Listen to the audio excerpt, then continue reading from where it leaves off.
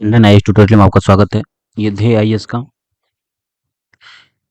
EPFO EO एओ test series number 1 है 2023। तब आते हैं सबसे पहले क्वेश्चन नंबर 1 में। पीडीएफ के लिए आप टेलीग्राम लिंक से डाउनलोड कर लीजिए। कोई दिक्कत हो कमेंट कीजिएगा, मैं आपको पर्सनली व्हाट्सअप कर देंगे।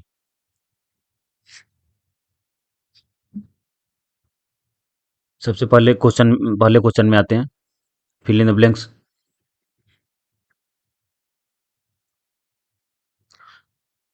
द पेशेंट वाज ब्लैंक है to the hospital after he suffered heart attack. इसमें क्या हो जाएगा? Rushed. The patient was rushed to the hospital after he suffered a heart attack.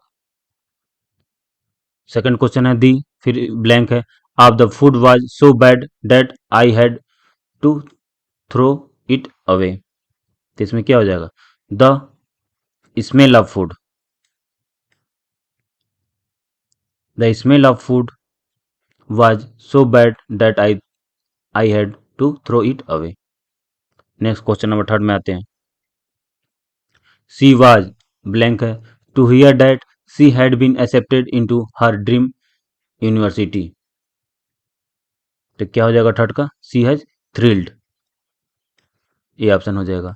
C has thrilled to hear that she had been accepted into her dream university. Question number fourth में आते हैं। We need to space है blank our marketing strategy in order to reach a wider audience. तो क्या हो जाएगा? Revise. We need to revise our marketing strategy, मतलब marketing की स्ट्रेटजी चेंज करेंगे in order to reach a wider audience, ज़्यादा से ज़्यादा ऑडियंस मिले। क्वेश्चन नंबर फिफ्थ में आते हैं। I is blank my keys and can't find them anywhere. I lost my key. ये ऑप्शन हो जाएगा। सिक्स्थ में आते हैं। द ब्लैंक है of the book was so intriguing that I could not put it down. तो sixth का क्या हो जाएगा इसमें? ये हो जाएगा plot. I plot of book. Seventh में आ जाएंगे। The company decided to blank है its employee with a bonus for their hard work. तो कंपनी क्या करती है? रिवार्ड देती है। Company decide to reward its employee with a bonus for their hard work. Next question है तो question number 8 में। द ब्लैंक है फिर of the building was so impressive that I attract many visitors. तो 8 का क्या हो जाएगा? Design. The design of the building so impressive. B option सही हो जाएगा। क्वेश्चन नंबर 9 में आते हैं। I need to blank for the exam next week if I want to pass. हमें क्या करना होगा? Study. I need to study for the exam next week if I want to pass. Question number 10 में आते हैं। The blank है between the two teams was intense and exciting to watch. तो 10 का क्या हो जाएगा? रिवाल्वरी। अब आते हैं एंटोनिमस में। Question number 11। I am always happy when I spend time with my family. तो इसका क्या हो जाएगा? सैड। ठीक है, एंटोनिमस है हैप्पी तो सैड। फिर आते हैं क्वेश्चन नंबर 12 में, 12th में। The company plans to expand its operation into international market. तो क्या हो जाएगा? श्रिंक। तो एक्सपेंड, इसका क्या हो जाएगा? श्रिंक।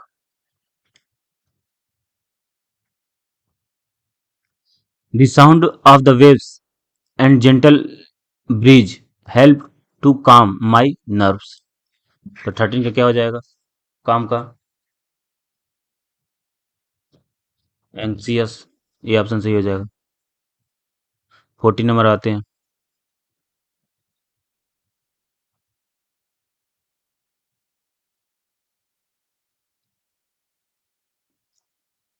क्वेश्चन 14 में आते हैं।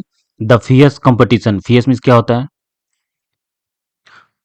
युद्ध, आक्रामक और डरावना, जिसे फियस की जनरली यूज करते हैं। The house was guarded by fierce dog, मतलब आक्रामक।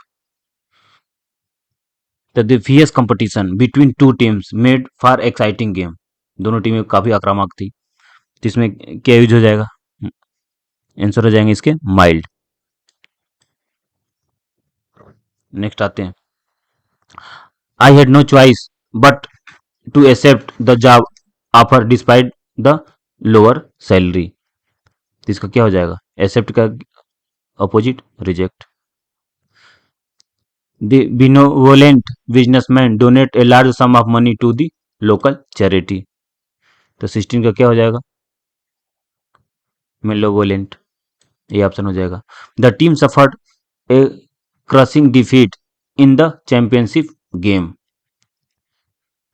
तो 17 क्या हो जाएगा? डिफीट, तो win. The accused man claim to be innocent of the crime he was accused of. 18 का क्या हो जाएगा? गिल्टी।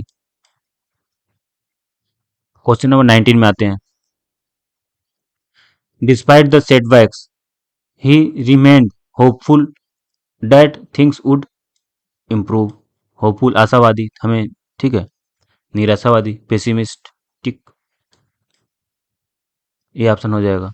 क्वेश्चन नंबर 20 में आते हैं, the meaning of the poem of obscure and difficult to understand. तो 20 का क्या हो जाएगा? क्लियर। अब आते हैं सिनोनिमस में, 21 में, he is an abundance of fresh fruit and vegetables at the farmers market। the abundance, जिसका क्या हो जाएगा? plentifulness, B option. we need to augment of workforce to meet the growing demand of our product। तो इसका क्या हो जाएगा? amplify, B option. Next आते हैं, the complexity of the problem seem to bewilder even the most experienced researcher. इसका synonymous क्या हो जाएगा? बी वाइल्डर का 23, परप्लेक्स, सी ऑप्शन। नेक्स्ट आते हैं, all employ are required to comply with company's dress code policy. C option हो जाएगा yield. अब आते हैं 25 में, द पॉलिटिशियन डिप्लोटिशियन डिसीटफुल मतलब होता क्या है? कपटी, बहकाने वाला। Dishonest, trying to make somebody believe something that is not true. तो कपटी, बहकाने वाला। द पॉलिटिशियन बहकाने, कपटी होते हैं, बहकाने वाली होते हैं कुछ ईमानदारी को छोड़ के। Tactics were expose during the investigation. ठीक है, तो 25 का क्या हो जाएगा? डिसऑनेस्ट। नेक्स्ट क्वेश्चन में आते हैं,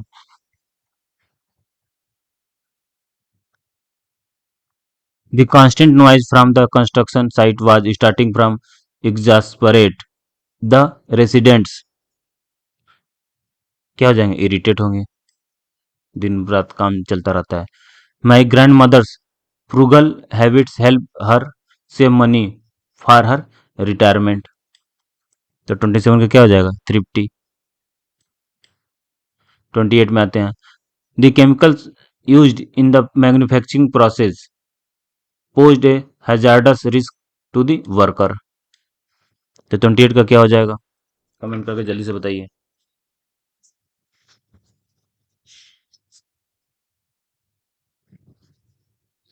तो डेंजरस हो जाएगा, बी ऑप्शन।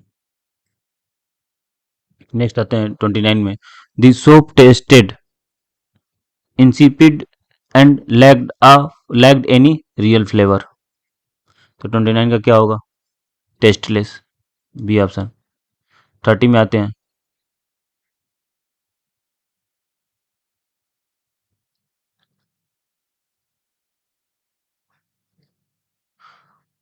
क्वेश्चन नंबर 30 में आते हैं, सी वाज लकवेसस। लकवेसस, लकवेसस होता है जनरली बातूनी, गप्पी, वचाल। Having a tendency to talk a lot, कुछ लोग होते हैं कहीं भी पकड़ के लगते हैं बात करने, ना भी बात करना हो, जबरदस्ती पकड़ लेंगे। ठीक है, दिन भर के समाचार एक ही मिनट में सुना देंगे। तो she was so loquacious that she could talk for hours without stopping. तो 30 का क्या हो जाएगा? टॉकटेटिव, बातूनी, बहुत बात करने वाला, ये ऑप्शन हो जाएगा। नेक्स्ट आते हैं स्पॉटिंग एरर में।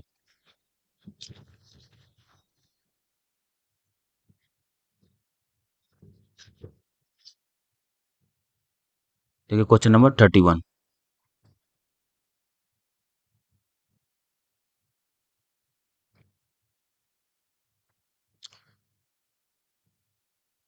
Each item in this section has a sentence with three underlined parts labeled A, B, C.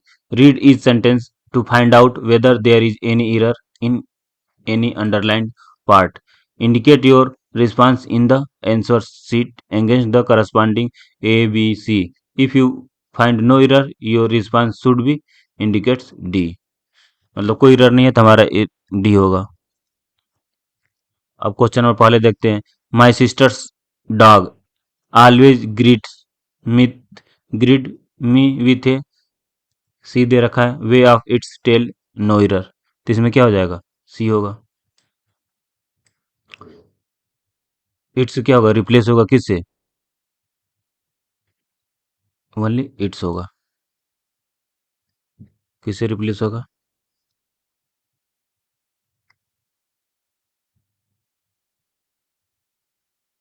It's से, इससे रिप्लेस होगा। ठीक है। ये क्या है? इट्स एक कामा लग जाएगा। तो ये कंट्राडिक्शन है, कंट्रैक्शन है, कंट्रैक्शन ऑफ। ये क्या है? पॉजेसिव प्रोनाउन है, पोसेसिव प्रोनाउन। तो ये सी ऑप्शन हो जाएगा। नेक्स्ट आते हैं। She don't have much experience in the field no error. ठीक है। तो 32 का क्या हो जाएगा?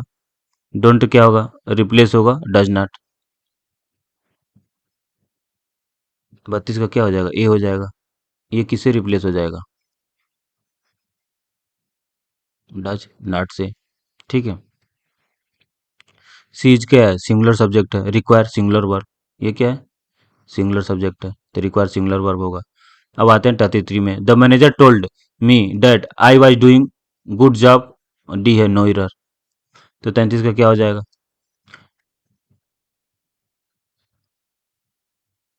ये गुड क्या होगा? रिप्लेस होगा किससे? Good as. ठीक है। इसके ऑप्शन सी हो जाएंगे। ठीक है।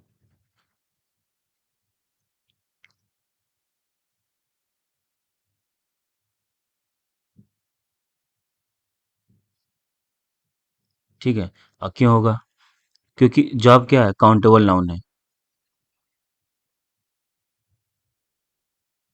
तो करेक्ट सेंटेंस हो जाएगा the manager told me that I was doing a good a good as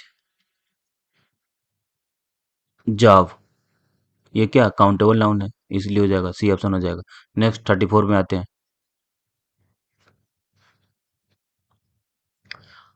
I am not used to get up early in the morning no error. तो 34 का क्या हो जाएगा? बी हो जाएगा। बी क्यों होगा? तो टू गेट रिप्लेस करेंगे किससे?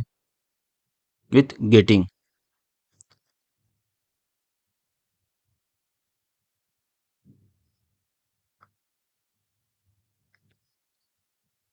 टू गेट, टू गेट किससे रिप्लेस करेंगे?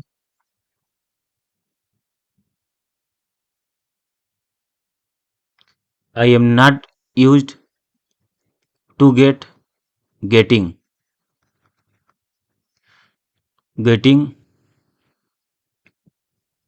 एज। ठीक है। इन द मॉर्निंग।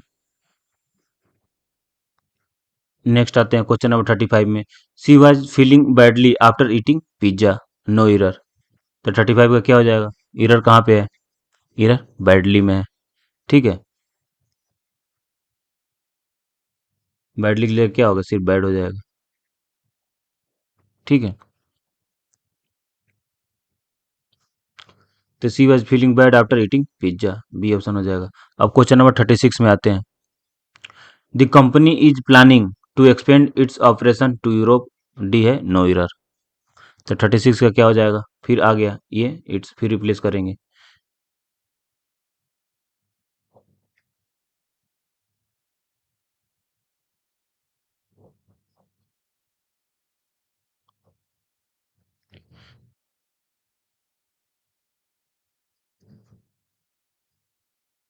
तो 36 का क्या हो जाएगा, बी हो जाएगा।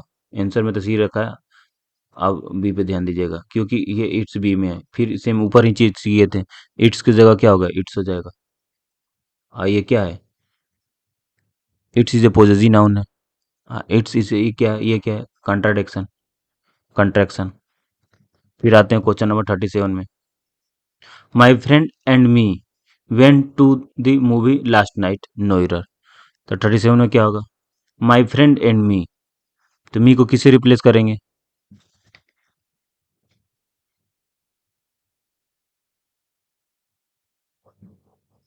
आई से करेंगे। My friend and I went to the movie last night, तो ये हो जाएगा। John has been working there for 2 years and he still has not been promoted, no error। तो 38 का क्या हो जाएगा, ये बिल्कुल सही है। John has been moving, moving कर रहा है, working. John has been working here for 2 years, कितने साल से, 2 साल से। And he still has not been promoted, promotion नहीं हुआ है। तो इसमें डी हो जाएगा, नो एरर, कोई एरर नहीं है। नेक्स्ट 39 में आते हैं। The doctor told me to lay down and relax for a while, no error. तो इसमें एरर के यहाँ पे है, ले डाउन में है। ले डाउन की जगह पे क्या होगा, लाई डाउन। ले डाउन की जगह पे क्या होगा, लाई डाउन। लाई क्या करेक्ट वर्ब है, तो बी ऑप्शन हो जाएगा। She is one of the best singer in country,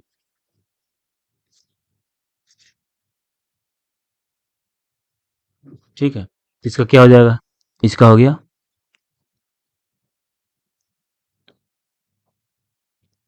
in the country की जगह पे क्या होगा, रिप्लेस सिंगर की जगह पे singers. She is the one of the best singers.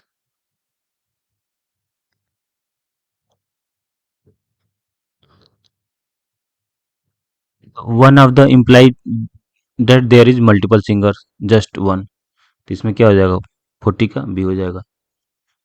Next आते हैं क्वेश्चन में।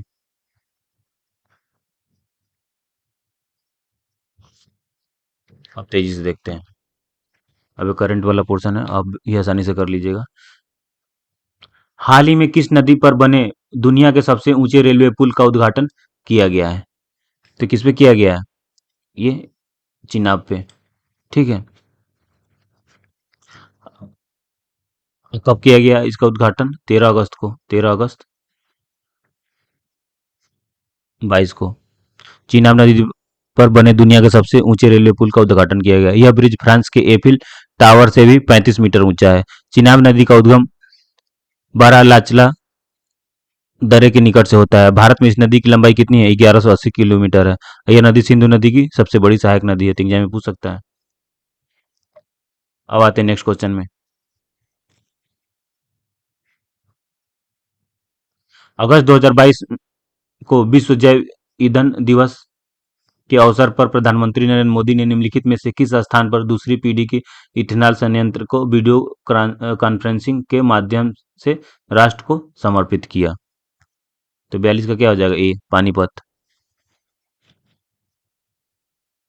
इसमें कितना लगा है, 900 करोड़ की लागत से बना है। क्वेश्चन नंबर 43 में आते हैं। हाल ही में किस टाइगर रिजर्व को दूसरा वार्षिक आयुसियन WCPA इंटरनेशनल रेंजर अवार्ड 2022 से सम्मानित किया गया है। तो किसे किया गया, ओरांग टाइगर रिजर्व, ठीक है। ये कहाँ पे ओरांग टाइगर रिजर्व, असम में है।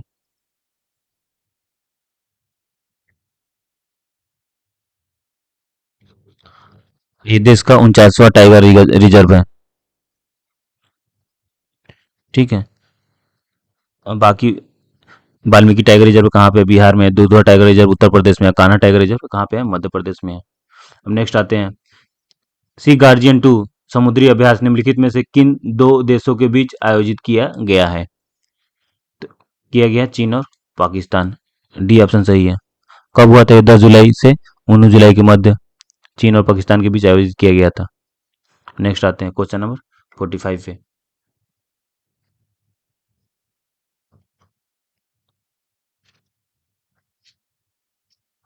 हाल ही में एनटीपीसी लिमिटेड ने भारत की सबसे बड़ी तैरती सौर परियोजना Ramagundam floating solar PV project की शुरुआत की है। यह किस राज्य में स्थित है? तो कहाँ पर स्थित है? ये तेलंगाना में। ठीक है। और एग्जाम में पूछ सकता है इसकी क्षमता कितनी है? 100 मेगावाट।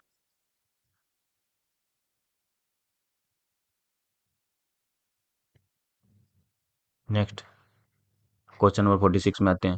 जुलाई 2022 में जापान सरकार द्वारा जापान और भारत के बीच आर्थिक संबंधों को मजबूत करने की दिशा में योगदान के लिए किसे Order of the Rising Sun Gold and Silver Star से सम्मानित किया गया है? तो किसे किया गया है? तो ये नारायण कुमार को। हाल ही में ब्लॉकचेन तकनीकी के माध्यम से किसानों को बीज वितरित करने वाला भारत का पहला राज्य कौन सा बन गया है? तो कौन बन गया है? ये पहला झारखंड बन गया है। हाल ही में किस देश ने अपना पहला चंद्र मिशन दानुरी को फ्लोरिडा के केप कैनावेल स्पेस फोर्स बेस से लॉन्च किया है? तो किसने किया है ये? तो ये दक्षिण कोरिया ने।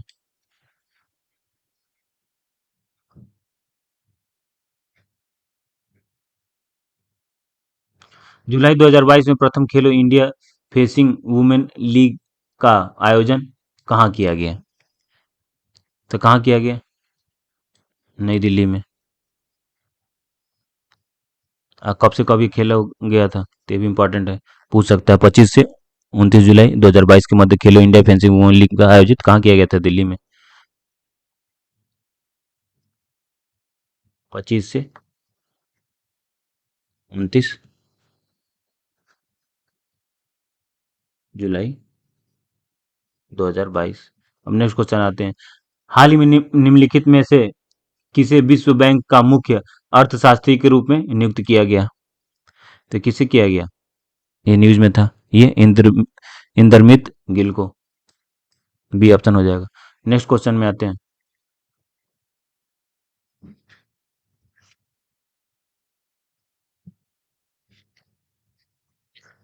28 जुलाई 2022 को संयुक्त राष्ट्र महासभा ने निम्नलिखित में से किसे मानव अधिकार घोषित किया है?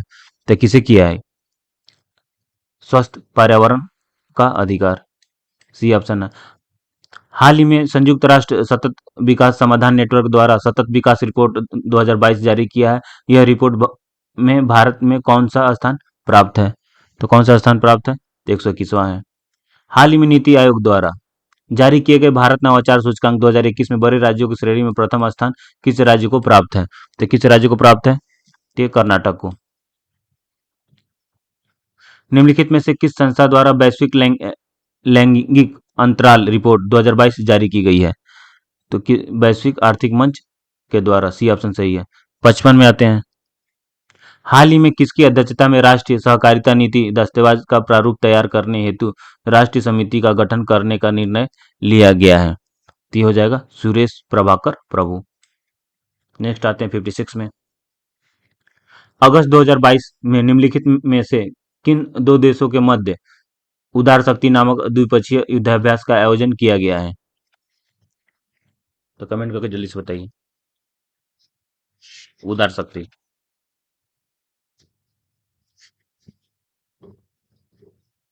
ये किया गया भारत और मलेशिया में। नेक्स्ट, भौगोलिक संकेत का दर्जा प्राप्त मिथिला मखाना का संबंध निम्नलिखित में से किस राज्य से है? ये तो सबको पता है, बिहार से है। ठीक है।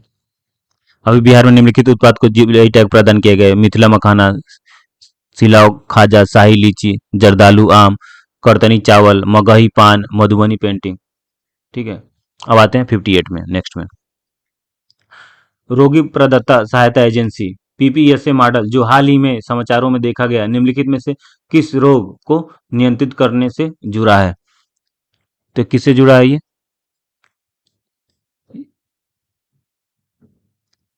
यक्ष्मा से।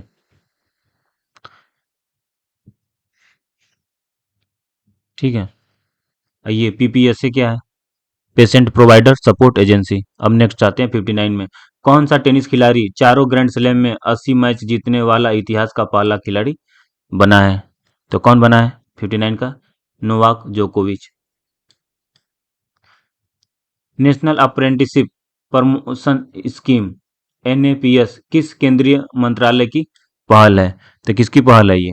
तो कौशल विकास और उद्यमिता मंत्रालय का। नेक्स्ट क्वेश्चन में आते हैं।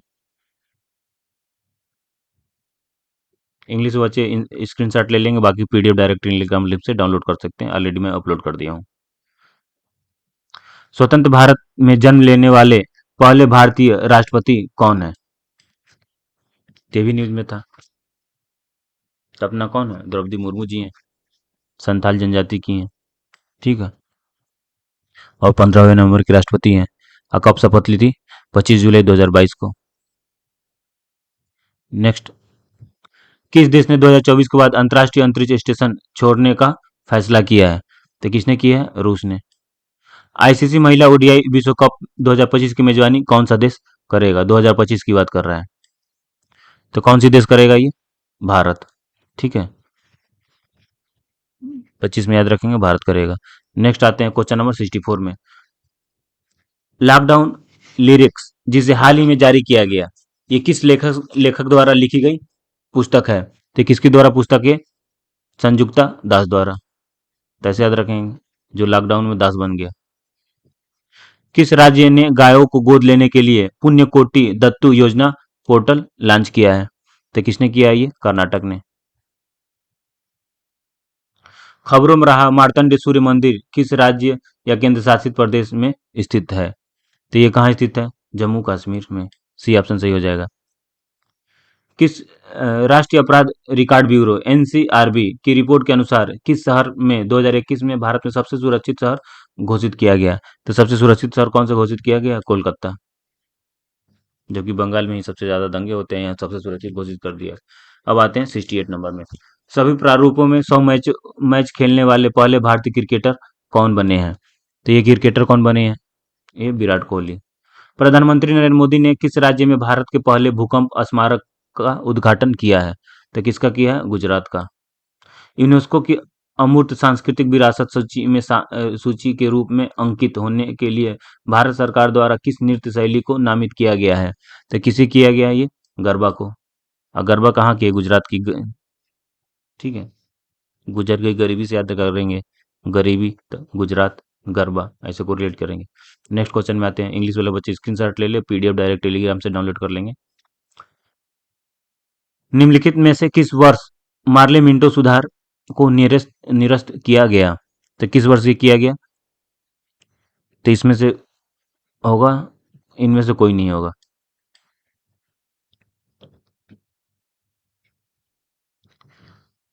मार्ले मिंटो सुधार निरस्त नहीं किया गया, हालांकि उन्हें 1919 में मॉन्टेग्यू चेम्सफोर्ड सुधार द्वारा संशोधित और प्रतिस्थापित किया गया, जिसने आर्थिक महत्वपूर्ण परिवर्तन किए और सरकार में भारतीय भागीदारी को स्तर को बढ़ाया। मॉन्टेग्यू चेम्सफोर्ड सुधार भी भारतीय स्वशासन की दिशा में एक बड़ी कदम है और भारत की स्वतंत्रता के लिए मार्ग प्रशस्त है। अब आते हैं 72 में। जालियाबाग हत्याकांड ने राष्ट्रीय भारतीय राष्ट्रवादी आंदोलन को कैसे प्रभावित किया? तो इस आंदोलन को मौजूद किया और स्वतंत्रता के लिए समर्थन में वृद्धि हुई। ठीक है।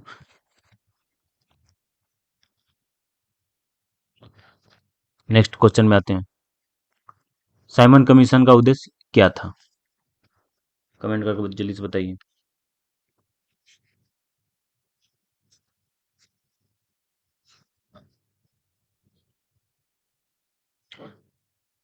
भारत सरकार अधिनियम 1919 के कार्यप्रणाली की समीक्षा करना, ये ऑप्शन हो जाएगा, बाकी पढ़ लीजिएगा।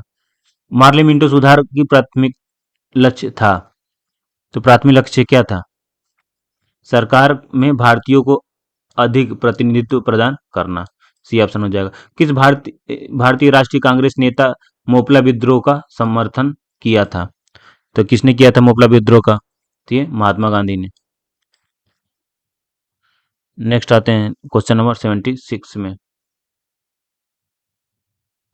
1857 के विद्रोह के समय ब्रिटिश प्रधानमंत्री कौन था? ये तो लुसेंट का क्वेश्चन बार बार क्वेश्चन पूछता है ये। तो कौन था? चर्चिल।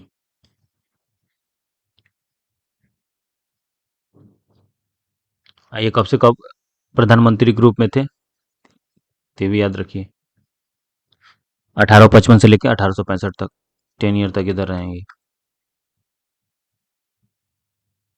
1855 से लेके 1865 तक, इस बीच में किसी तरह घुमा फिर के क्वेश्चन पूछा जाए तो आपका गलत नहीं होगा। नेक्स्ट आते हैं, 1857 के विद्रोह को किसके द्वारा एक षड्यंत्र कहा गया? तो किसके द्वारा कहा गया ये? सर जेम्स आउटराम के द्वारा। 77 का क्या हो जाएगा? ए हो जाएगा। 78 में आते हैं, 1857 के स्वतंत्रता संग्राम का प्रतीक क्या था? तो कमल और चपाती। कलकत्ता विश्वविद्यालय की पहली महिला स्नातक जिन्होंने कांग्रेस अधिवेशन को संबोधित किया, तो किसने संबोधित किया? कादम्बिनी गांगुली ने।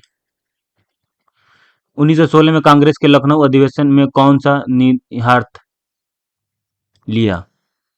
तो किसने लिया? मुस्लिम लीग को पृथक निर्वाचन मंडल की मांग को स्वीकार कर लिया गया। ये ए ऑप्शन हो जाएगा। अब आते हैं 81 में, निम्नलिखित में से किसने 1920 में नागपुर में भारतीय राष्ट्रीय कांग्रेस की बैठक में असहयोग प्रस्ताव पेश किया? तो किसने पेश किया? सी आर दास ने। निम्नलिखित में से कौन सा कथन असहयोग आंदोलन के बारे में सही नहीं है? तो सही नहीं है, कौन सी नहीं है? पहला देखते हैं, आंदोलन की अवधि 1920 से 1922 तक थी, तो सही है। इसमें बहिष्कार में कार्यक्रम शामिल था, बहिष्कार का कार्यक्रम शामिल था, ये भी सही है।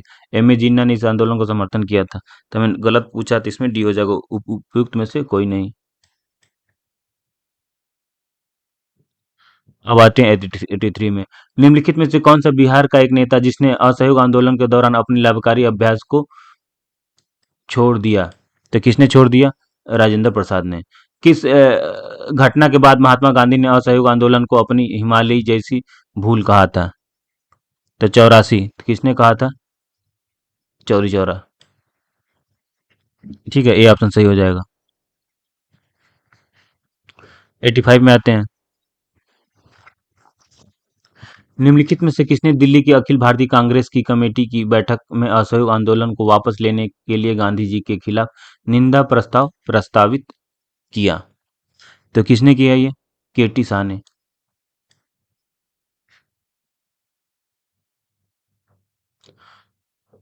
असहयोग आंदोलन के दौरान निम्नलिखित में से किसने विदेशी कपड़ों को जलाने का निरर्थक अपशिष्ट माना? तो किसने माना? तो रविन्द्रनाथ टैगोर ने। 1921-22 में असहयोग आंदोलन का मुख्य परिणाम था, तो मुख्य परिणाम था हिंदू मुस्लिम एकता। असहयोग आंदोलन के संदर्भ में निम्नलिखित में से कौन सा विकल्प सही नहीं है? तो कांग्रेस की पहली बार जन दल आंदोलन थी, ये सही है। भारतीयों को राजनीतिक रियायतें देने की ब्रिटिश सरकार की इच्छा थी, ये बिल्कुल गलत हो जाएगा। हिंदू मुस्लिम एकता के विकास, ये भी सही है। मन लोगों के मन में अंग्रेजी सत्ता का डर दूर हो सकता है, ये भी सही था। तो 88 का आंसर हो जाएगा बी।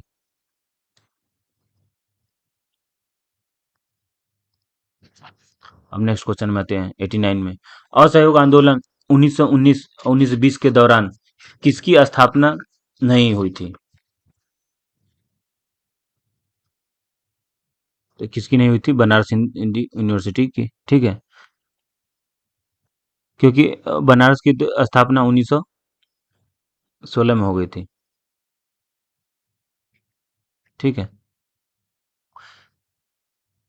बनारस हिंदू यूनिवर्सिटी की स्थापना असहयोग आंदोलन 1920 के दौरान नहीं हुई थी। बनारस हिंदू हिंदू विश्वविद्यालय संसदीय विधान बीएचयू अधिनियम 1915 के अधीन था। इसकी स्थापना पंडित मदन मोहन मालवीय ने 1916 में किए थे। ठीक है, और सब लोग भी बीएचयू के नाम से जानते हैं। अब आते हैं, निम्नलिखित में से किस आंदोलन में महिलाओं की भागीदारी का उच्चतम स्तर माना जाता है? तो किस में माना जाता है ये? नमक सत्याग्रह में। ठीक है, 37 महिला समवियोग थी। 37 महिला स्वयंसेवक थी। कितनी थी? कहीं पूछ दिया नंबर तो 37 याद रखेंगे।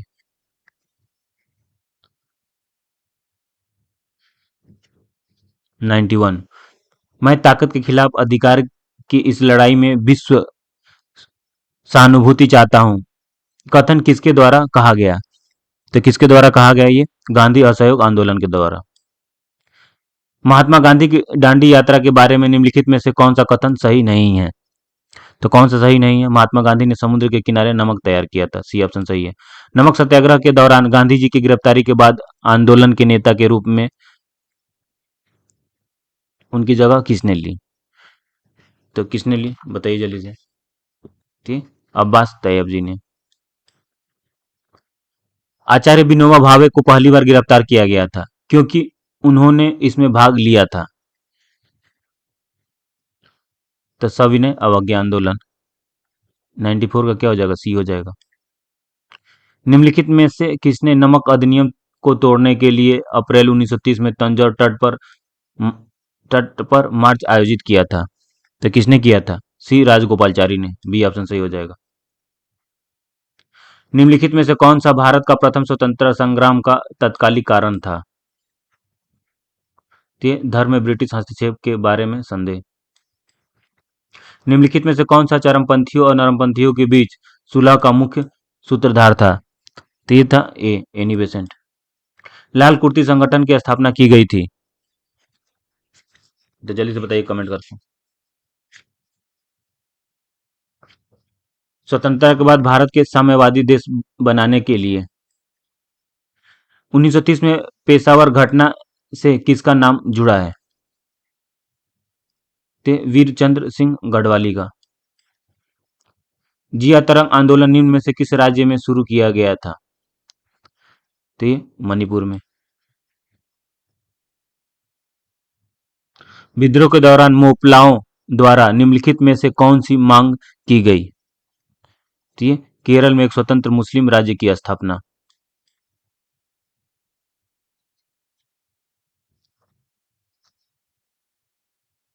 मुसलमानों के लिए एक अलग निर्वाचक मंडल की मांग की गई थी। तो मुस्लिम लीग के अमृतसर अधिवेशन में। साइमन कमीशन द्वारा प्रस्तुत रिपोर्ट का क्या नाम था? तो क्या नाम था? भारतीय संवैधानिक सुधार रिपोर्ट।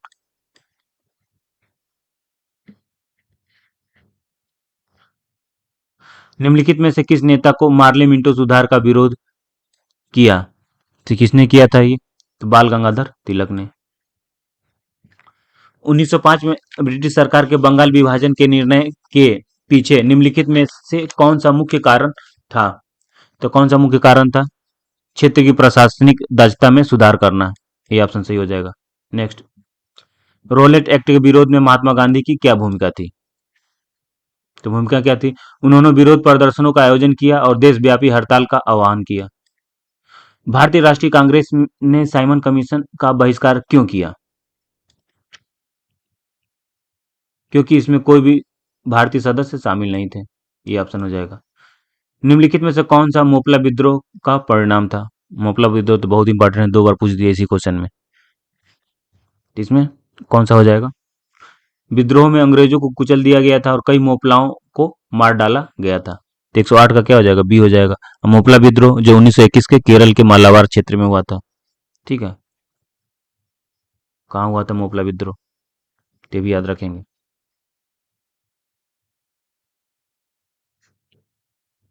1921 में। कहाँ? केरल में।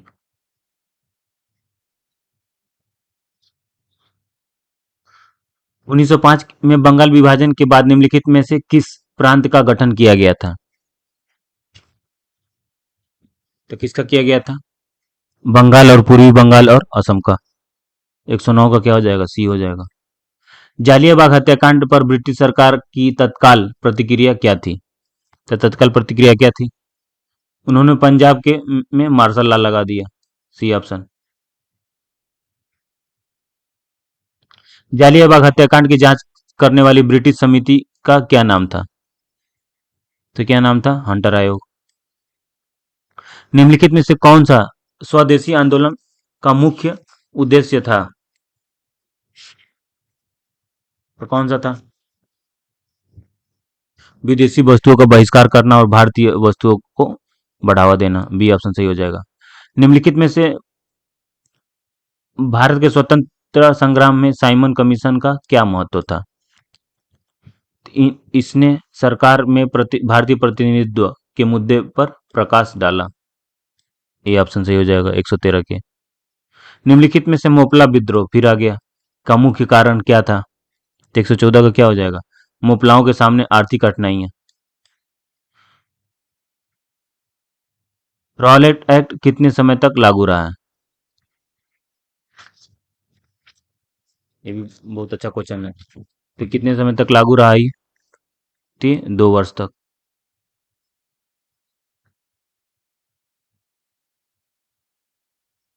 भारतीय राष्ट्रीय कांग्रेस के निम्नलिखित में से किस अधिवेशन में महात्मा गांधी को चंपारण के किसानों की समस्याओं से अवगत कराया गया था? तो 116 का क्या हो जाएगा? लखनऊ अधिवेशन 1916, डी ऑप्शन हो जाएगा। स्वदेशी की भावना के साथ साथ भारत में चरमपंथी राष्ट्रवादी आंदोलन के बारे में निम्नलिखित में से कौन सा कथन सही नहीं है? तो 117 का कौन सा हो गया? डी हो जाएगा। किस लियाकत हुसैन ने अपने विद्रोह में बारिसल के मुस्लिम किसानों को नेतृत्व किया था? D option. निम्नलिखित में से कौन सा रॉलेट एक्ट का परिणाम था? तो 118 के क्या हो जाएगा? बी हो जाएगा। भारतीय राष्ट्रवादी आंदोलन को मजबूत और अधिक एकीकृत हो गया था। निम्नलिखित में से कौन से पार्लियामेंटो सुधार की एक सीमा थी?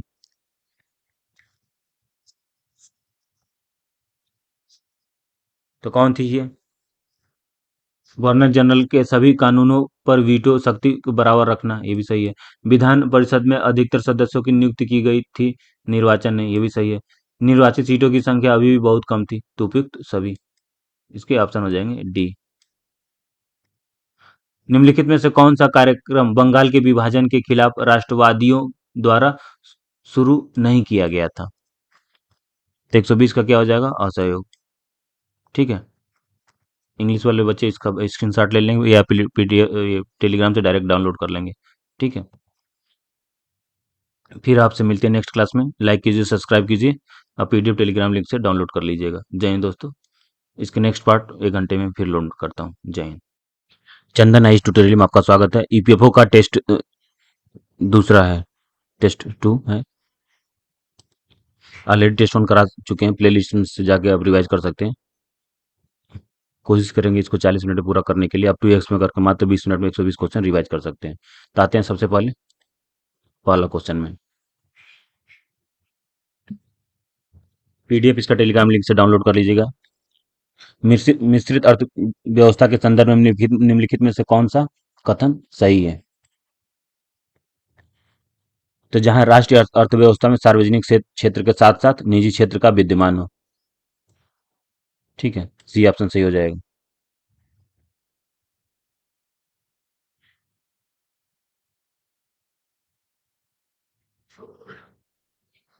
क्वेश्चन सेकंड में आते हैं। निम्नलिखित में से कौन सा कथन सही नहीं है?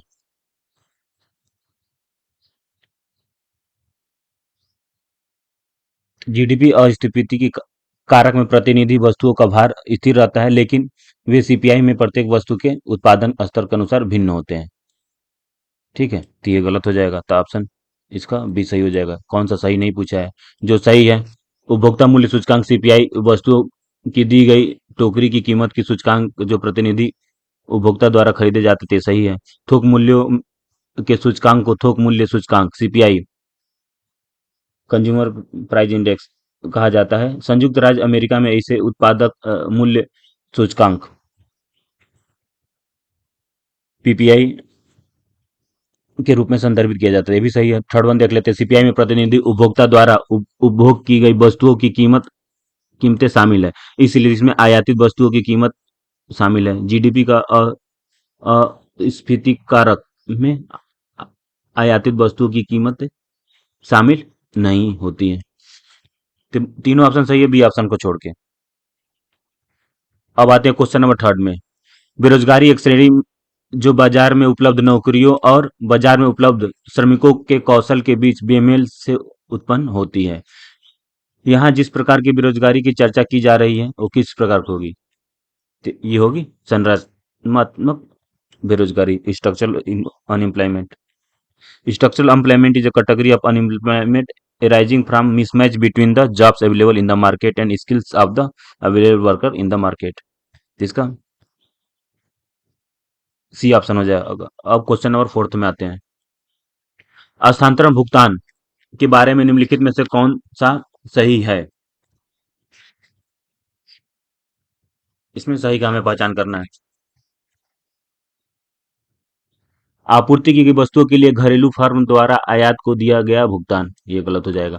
एक लाभ का हिस्सा जो उत्पादन के कारकों के बीच वितरित नहीं किया जाता, बिल्कुल सही है, इसका बी ऑप्शन सही हो जाएगा। नेक्स्ट क्वेश्चन में आते हैं।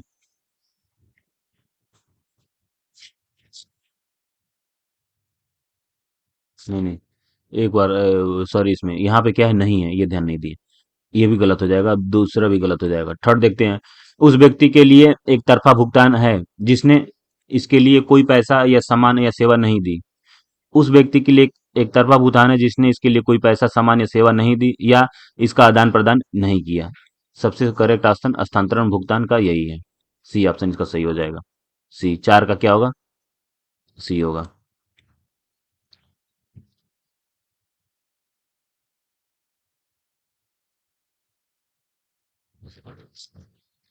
क्वेश्चन नंबर 5 में आते हैं।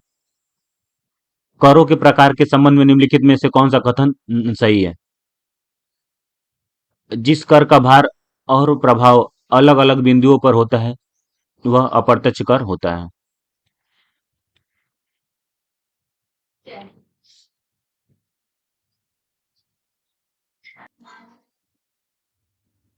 Question number 6। बजट 2023-24 में श्री अन्न शब्द का प्रयोग निम्नलिखित में से किसके लिए किया गया है?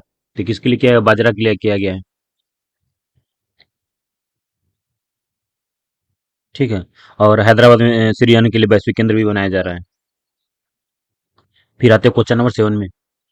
वैधानिक तरलता अनुपात के संबंध में निम्नलिखित में से कौन सा कथन सही है? इसे सभी वित्तीय संस्थानों द्वारा बनाए रखा जाना है, बिल्कुल सही है।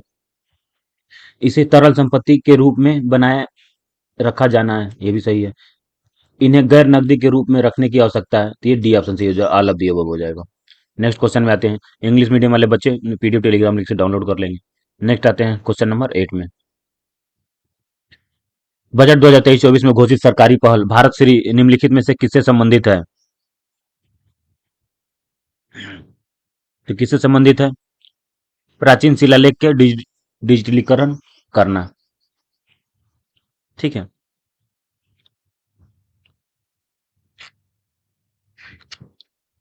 Digitalisation of 1 lakh ancient inscription in the first stage, मतलब पहले चरण में, जिसमें पहले के चरण में 1 लाख प्राचीन शिलालेखों को डिजिटलीकरण होगा। एग्जाम में पूछ सकता है, तो इसका याद रखेंगे। भारत शरीर में 1 लाख जितने प्राचीन शिलालेख हैं उसका डिजिटलीकरण होगा, ऑनलाइन उसको जोड़ा जाएगा। क्वेश्चन नंबर 9 में आते हैं। भारतीय बजट के संदर्भ में प्राथमिक घाटा क्या है? तो प्राथमिक घाटा क्या है? ये चालू वर्ष के राजकोषीय घाटा और पिछले उधारों ब्याज भुगतान के बीच का अंतर। सी ऑप्शन सही हो जाएगा। यहाँ पे देखिए, प्राथमिक घाटा इज इक्वल टू प्राथमिक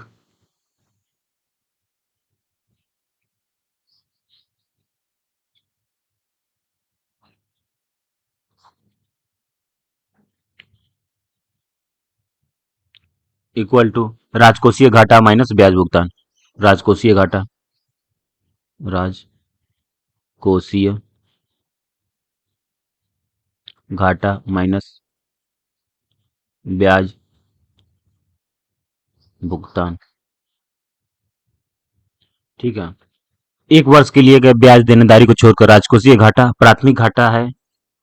यह उस वर्ष के लिए वित्तीय घाटे को दर्शाता है जिसमें अर्थव्यवस्था को विभिन्न ऋण देनदारियों पर कोई ब्याज भुगतान नहीं करना पड़ता है। तो विकल्प क्या हो जाएगा? सी सही हो जाएगा। नेक्स्ट आते हैं क्वेश्चन नंबर। निम्नलिखित में से कौन से घाटा वित्त पोषण के परिणाम है?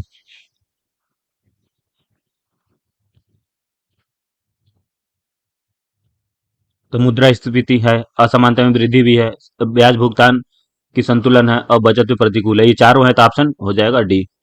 फिर नेक्स्ट क्वेश्चन पे आते हैं। फिलिप्स ये दो कर्व तो याद कर लीजिए, फिलिप्स लॉरेंस में बार बार क्वेश्चन आते हैं। तो फिलिप्स कर्व अर्थव्यवस्था में किन दो समुच्चय के बीच संबंध का वकालत करता है? तो किसके बीच ये करता है? ये महंगाई और बेरोजगारी के। तो भूल भी जा रहे हैं तो एम भी याद कर लीजिए एग्जाम में। फिलिप्स कर्व आएगा, Phillips curve M B, mobile में डाटा के एमबी में खर्च करते हैं। एम से महंगाई याद कर लीजिए, बी से बेरोजगारी, और पी से हमारा फिलिप्स कर्व हो जाएगा। क्वेश्चन नंबर 12 में आते हैं। निम्नलिखित में से कौन सा गिग वर्कर शब्द को सही ढंग से परिभाषित करता है? तो कौन करता है ये? पारंपरिक नियोक्ता कर्मचारी संबंध के बाहर श्रमिक। ये बी, ए ऑप्शन सही हो जाएगा। 13 में आते हैं। निम्नलिखित में कौन सा कारक किसी देश के भुगतान का संतुलन उनका अदृश्य खाता बनाता है? तो 13 का क्या हो जाएगा? सेवा में अंतर्राष्ट्रीय व्यापार, ये भी सही है। अनिवासी संपत्ति और देनदारियों से जुड़ी आय, कर्मचारी आय की प्रेरणा, तो ये डी ऑप्शन सही हो जाएगा, all of the above. Greenfield निवेश क्या है? तो ग्रीनफील्ड निवेश क्या है? ग्रीनफील्ड निवेश यह है विदेशी प्रत्यक्ष निवेश का एक रूप, जहां एक मूल कंपनी नई परिचालन सुविधाओं का निर्माण करके विदेश में एक नया उद्यम शुरू करती है। इसको ग्रीनफील्ड बोलते हैं। तो 14 का ऑप्शन ए हो जाएगा। ठीक है। A firm of FDI where parent company started new venture in foreign country by constructing new operational facility is called greenfield investment। अब आते हैं नेक्स्ट क्वेश्चन में, क्वेश्चन नंबर 15 में। निम्नलिखित में से कौन सी संस्था द ब्रेटन वुड्स सिस्टम है? ये रिपीटेड क्वेश्चन है, यूपीपीसीएस में कई बार आ चुका है। तो इसका क्या हो जाएगा? बी ऑप्शन हो जाएगा, आईएमएफ और विश्व बैंक। ठीक है। और क्या याद रखेंगे? 1944 में आयोजित ब्रिटेन वुड्स सम्मेलन में अंतर्राष्ट्रीय मुद्रा कोष और विश्व बैंक की स्थापना की और निश्चित विनिमय दरों की एक प्रणाली को फिर से स्थापित किया। तो कब किया? 1944 में, याद रखेंगे। प्रीलिम से 1944 भी पूछ सकता है कि कब आयोजित की गई थी ब्रिटेन वुड्स सम्मेलन। अब आते हैं नेक्स्ट क्वेश्चन में, क्वेश्चन नंबर 16 में। हाल ही में बजट 2023-24 में घोषित पीएम प्रमाण योजना निम्नलिखित में से किससे संबंधित है? तो पीएम प्रमाण योजना किससे संबंधित है? वैकल्पिक उर्वरकों को बढ़ावा देना तथा रासायनिक उर्वरकों की संतुलित उपयोग को बढ़ावा देना। ठीक है, मैक्सिमम से कम हम यूरिया यूज करें और ऑर्गेनिक खाद गोबर पे जाएं। क्वेश्चन नंबर 70 में आते हैं। कौन सी भारत की एक वाणिज्यिक फसलें हैं? तो एक सरसों है और तंबाकू है। सरसों भी सेल होता है, ठीक है, और तंबाकू भी। किसका हो जाएगा? A option. ठीक है, गेहूं जूट वाणिज्यिक में नहीं आता, सरसों और तंबाकू। निम्नलिखित में कौन सा अस्फीति का उपयुक्त वर्णन है? तो किसका वर्णन है? यह वस्तुओं का और सेवाओं के सामान्य मूल्य स्तर की वृद्धि दर में मंदी। ये ऑप्शन ए सही हो जाएगा। क्वेश्चन नंबर 19 में आते हैं। निम्नलिखित में से कौन सा एस्क्रो खाते का सही वर्णन करता है? भुगतान जोखिम से खरीदार के विरुद्ध विक्रेता की सुरक्षा के लिए एक तृतीय पक्ष बैंक खाता।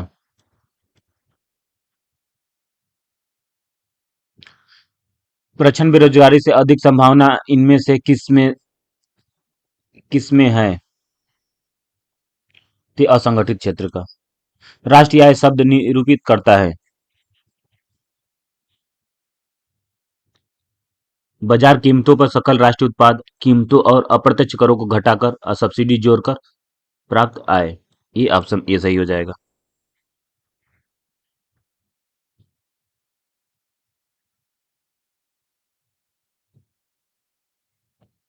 ठीक है। राष्ट्रीय आय शब्द का क्या निरूपित करता है? बाजार कीमतों की सकल राष्ट्रीय उत्पाद कीमतों और अप्रत्यक्ष करों को घटाकर तथा सब्सिडी को जोड़कर प्राप्त आय को। सब्सिडी को क्या कर देंगे? इसमें ऐड कर देंगे।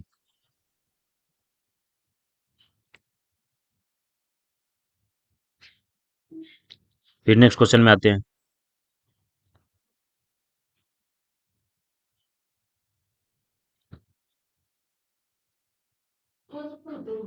क्वेश्चन नंबर 22 में। निम्नलिखित में से कौन सा एक कारक आर्थिक वृद्धि का परिचायक है? तो वास्तविक प्रति आय में सुस्थिर वृद्धि। ये आर्थिक वृद्धि का क्या प्रचार का ऑप्शन ही हो जाएगा। सतत विकास क्या है, सस्टेनेबल डेवलपमेंट। 17 गोल है हमारा, लक्ष्य कब से कब तक है, 2015 से 2030 तक 17 एसडीजी को प्राप्त कर लेना है। और 17 गोल क्या क्या है, एक बार आपको रिवाइज करा देते हैं। ट्रिक क्या है, पंडित हरिहर इंग्लैंड गए, वहां इंग्लैंड की ग्रोथ और इनोवेशन से इंडिया को एक मंत्र दिया, 3 कपूर 2 लहसुन 2 प्याज। तो पंडित से नो प्रॉवर्टी हो जाएगा, पहला पंडित से, यहाँ देखिए पंडित से नो प्रॉवर्टी। दूसरा हो गया हरिहर, एच एच याद रखेंगे, एच एच। दूसरा जीरो हंगर, तीसरा हेल्थ। चौथा क्या हो जाएगा, इंग्लैंड गए तो इंग्लैंड से एजुकेशन हो जाएगा। पांचवा गए कि जिसे जेंडर इक्वालिटी, जेंडर इक्वालिटी। फिर छठवा क्या हो जाएगा, छठवा का क्या था वहां पे, इंग्लैंड गए, वहां वहां से क्या हो जाएगा, वाटर, छठवां वाटर हो गया, क्लीन वाटर एंड सैनिटेशन। फिर है इंग्लैंड की, तो ई से affordable and clean clean energy हो जाएगा, क्लीन एनर्जी। आठवां ग्रोथ और इनोवेशन, आठवां नौवां क्या हो, ग्रोथ और इनोवेशन। आठवां ग्रोथ हो गया, नौवां इनोवेशन हो गया। दसवां इनइक्वालिटीज, रिड्यूस इनइक्वालिटीज। दसवां क्या हो गया, रिड्यूस इनइक्वालिटीज। और आपको क्या बताया है, याद रख लेंगे, 3 कपूर, क्या, 3 कपूर। 3 कपूर से हो जाएगा 11, 12 और 13। तो एक से क्लाइमेट एक्शन, सॉरी, 11 नंबर में हो जाएगा हमारा सस्टेनेबल सिटीज एंड कम्युनिटीज। तो 11 नंबर में 3 कपूर से कम्युनिटीज याद रखेंगे। 12 से याद रखेंगे consumption, responsible consumption and production. 12 से क्या याद रखेंगे, कंजप्शन। और थर्ड कपूर से क्या याद रखेंगे, क्लाइमेट एक्शन, क्लाइमेट एक्शन। ठीक है। अब सबसे बेस्ट है 14-15 याद करने के लिए, ऐसे याद कर लीजिए। Life before under water, life एवो वाटर, ये धरती है। ठीक है। तो एसडीजी चौथा क्या है, लाइफ बिलो वाटर। ठीक है, मछली भी बना दीजिए, ऐसे याद रहेंगे आपको। अब 15 आएगा एसडीजी, तो लाइफ ऑन द लैंड, ये यूपीपीसीएस में भी इस बार आया था, लाइफ ऑन द लैंड। 16 अब क्या हो गया, तो 16 पीस, 3 कपूर 2 लहसुन, एल एल से आ गया ना, एल एल, 2 लहसुन से life below water, life on the land. और 2 प्याज, लास्ट के हैं 2 प्याज। एक पीस से पीस हो जाएगा, peace and justice strong institution, एक से पीस, एक से पार्टनरशिप। एक से क्या हो जाएगा, पीस आएगा, एक से पार्टनरशिप। ये 16 हो गया, ये 17 हो गया। तो इस ट्रिक से आप एसडीजी के 17 कर लेंगे। अब हम क्वेश्चन पे आते हैं, जो मेन मुद्दे पे आते हैं। एसडीजी है क्या, सस्टेनेबल डेवलपमेंट।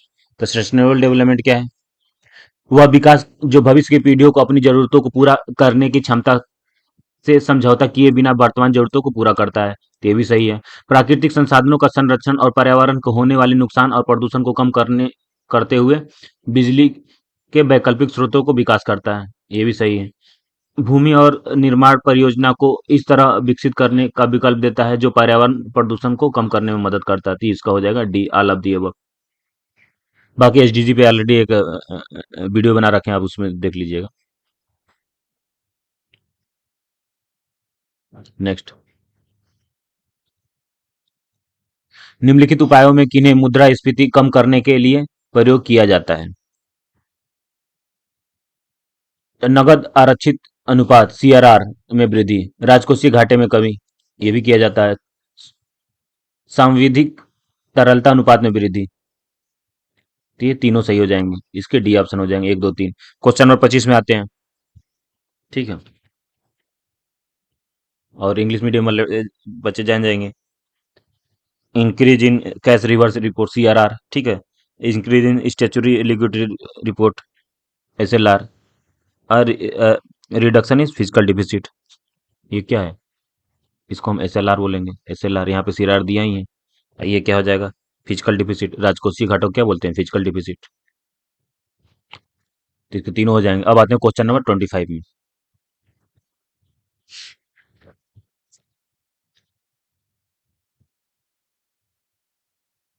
भारत में औद्योगिक क्षेत्र की उपलब्धि के मापने के लिए निम्न में से कौन सी संस्था औद्योगिक उत्पादन सूचकांक जारी करती है। तो कौन सी करती है, एनएसओ करती है, एनएसओ, नेशनल स्टैटिक ऑफिस।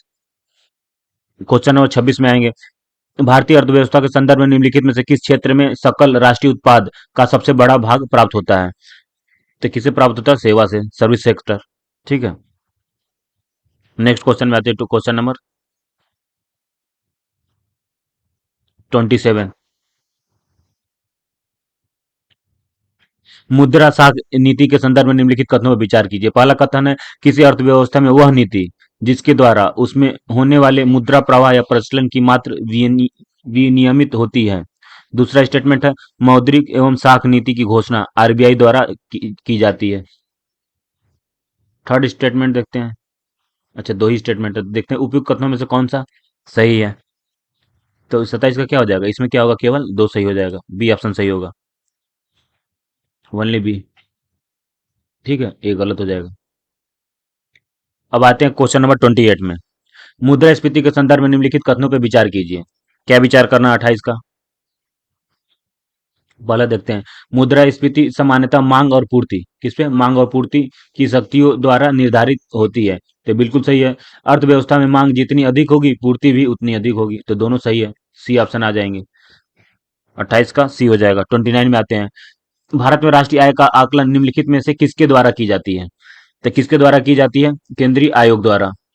संरचनात्मक संरचनात्मक मुद्रास्फीति के संदर्भ में निम्नलिखित में से कौन सा कथन सही है? तो कौन सा कथन सही है? संरचनात्मक मुद्रास्फीति तब होती है जब आपूर्ति में भारी गिरावट आती है और मांग समान स्तर पर रहती है। ये ऑप्शन सही हो जाएगा। फिर आते हैं क्वेश्चन नंबर 31 में। भारत का सर्वोच्च न्यायालय है?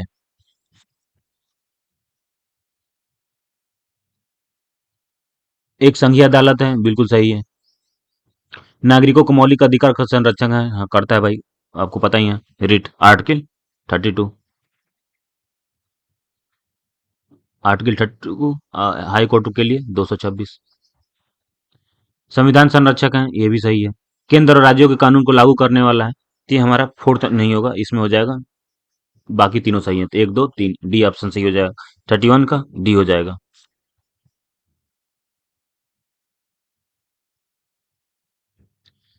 निम्नलिखित में से कौन सा विषय भारत के संविधान का समवर्ती सूची में है? तो समवर्ती सूची में क्या है? जनसंख्या नियंत्रण और परिवार नियोजन। ये इसका सी में आ जाएगा, ऑप्शन सी हो जाएगा। नेक्स्ट, भारतीय संविधान का प्रस्तावना में निम्नलिखित में से किस स्वतंत्रता का वर्णन नहीं है?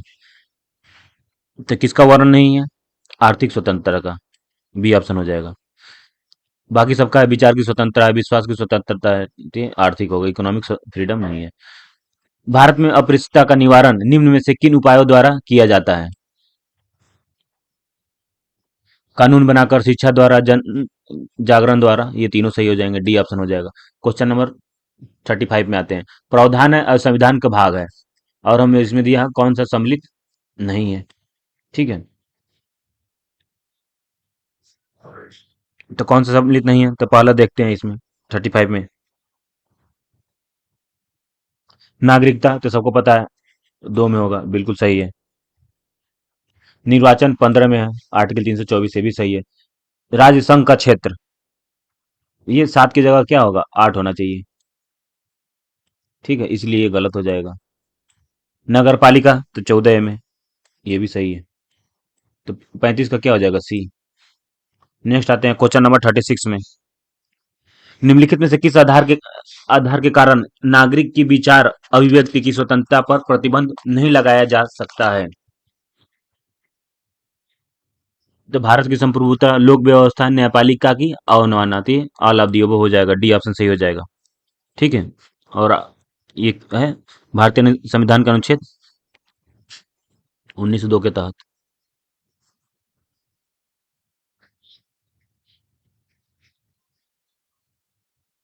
नेक्स्ट आते हैं क्वेश्चन नंबर 37 में।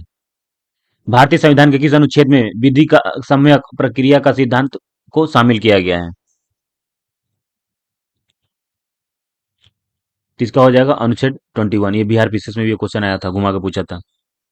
ठीक है, the term procedure established by law used in article 21 has been used in the same in which the term due process of law has been used in American constitution. अब question number 38 में आते हैं।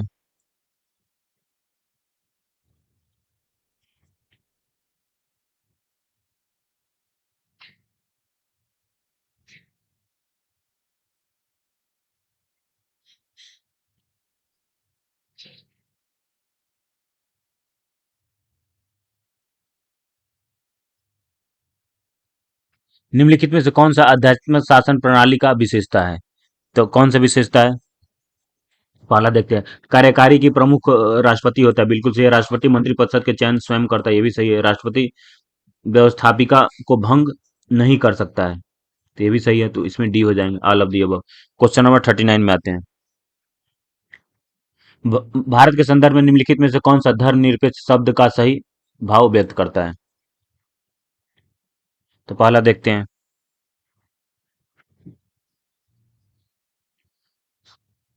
भारत में अनेक धर्म है। भारत भारतीयों को धार्मिक स्वतंत्रता प्राप्त है। भारत में राज्य में कोई धर्म नहीं है, तो इसका क्या हो जाएगा? भारत के राज्य में कोई धर्म नहीं है, तो इसका बी ऑप्शन हो जाएगा। 39 का बी हो जाएगा। नेक्स्ट आते हैं क्वेश्चन नंबर 40 में। निम्नलिखित संवैधानिक उपचारों में से किसे पोस्टमार्टम भी कहा जाता है? तो किसे कहा जाता है? उत्प्रेषर को। 40 का क्या हो जाएगा? बेस। उत्प्रेषर रीट में उच्च तथा उच्चतम न्यायालय अधीनस्थ न्यायालयों द्वारा दिए गए किसी निर्णय की पुनः परीक्षण करते हैं, जो कि एक तरह का पोस्टमार्टम ही कहा जाता है। मतलब in the writ of certiorari the high court and supreme court reexamine, क्या करता है? Reexamine, reexamine any decision given by the subordinate court which is the type of postmortem. अब question number 41 में आते हैं। भारत के संविधान में शोषण के विरुद्ध अधिकार द्वारा निम्नलिखित कौन सा परिकल्पित है? मानव देह व्यापार और बंधुआ मजदूरी, बिल्कुल सही है। अस्पृश्यता का उन्मूलन, ये नहीं होगा। कारखानों और खदानों में बच्चों के नियोजन का निषेध, एक और तीन, तो इसका हो जाएगा बी ऑप्शन। नीचे दिए गए सही उत्तर चुनना है, तो एक और तीन हो जाएगा। संविधान को 26 जनवरी के दिन लागू करने का निर्णय इसलिए लिया गया क्योंकि कांग्रेस इसी तिथि को वर्ष 1930 में स्वतंत्रता दिवस के रूप में मनाया गया था। तो ये ऑप्शन हो जाएगा। ये रिपीटेड है, कई बार एग्जाम में आ चुके हैं। ठीक है। हुआ क्या था भारतीय राष्ट्रीय कांग्रेस के लाहौर अधिवेशन में 31 दिसंबर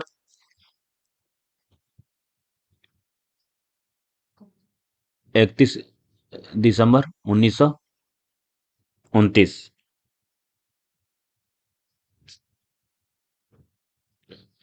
क्या हुआ था? लाहौर अधिवेशन हुआ था। उसमें पूर्ण स्वराज की घोषणा की गई और 26 जनवरी को प्रतिवर्ष स्वतंत्रता दिवस मनाए जाने का संकल्प लिया गया। ठीक है। और इस अध्यक्ष की अध्यक्षता किसने किया था? तो जवाहरलाल नेहरू ने किया था। जवाहरलाल नेहरू ने किया था। ठीक है। 13 दिसंबर 1929 याद रखेंगे, लाहौर अधिवेशन।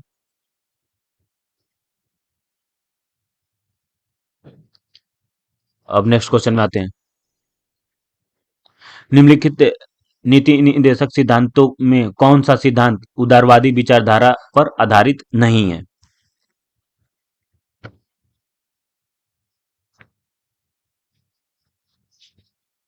तो पहला देखते हैं, न्यायपालिका कार्यपालिका पृथक्करण। दूसरा समस्त देश के लिए एक समान सिविल संहिता प्रदान करना। कलात्मक और ऐतिहासिक महत्व के लिए स्मारकों का संरक्षण। उपयुक्त में से कोई नहीं, तो इसका क्या हो जाएगा? डी ऑप्शन हो जाएगा। उपयुक्त में से कोई नहीं। अब यहाँ पे आर्टिकल भी याद कर लीजिए। न्यायपालिका और आर्थिक इसका पृथक्करण, तो ये आर्टिकल 50 हो जाएगा। आर्टिकल 50 की बात कर रहा है। समस्त देश के लिए एक समान सिविल संहिता यूनिफॉर्म सिविल कोड है, तो आर्टिकल 44 हो गया। भूल भी जाते हैं तो चार चार सेम सेम, चार चार 44 समान हो जाएगा। कलात्मक ऐतिहासिक महत्व को स्मारकों का संरक्षण करना, तो ये क्या हो जाएगा? 49 हो जाएगा। आर्टिकल 49, ये डायरेक्ट आर्टिकल ही पूछ सकता है, तो ऐसे भी याद रख लीजिए। अब जो नेक्स्ट 44 में आते हैं। भारत के नियंत्रक एवं महालेखा परीक्षक की रिपोर्ट की समीक्षा करने वाली संसदीय समिति है। तो ये भी रिपीटेड क्वेश्चन है। तो समिति लोक लेखा समिति याद रखेंगे। आज इसमें अब देखिए, भारत के नियंत्रक और महालेखक परीक्षक द्वारा लेखा परीक्षा संबंधी प्रतिवेदना की जांच लोक लेखा समिति या पब्लिक अकाउंट कमेटी करती है। यह संसद की सबसे पुरानी समिति है और इसका गठन कब हुआ था? 1921 में। 1921 में गठन हुआ था। ये आप बात याद रखेंगे। इसके कुल 22 सदस्य होते हैं, जिसमें 15 लोकसभा और 7 राज्यसभा के शामिल होते हैं। 22 में से 15 15 लोकसभा और 7 Rajya Sabha.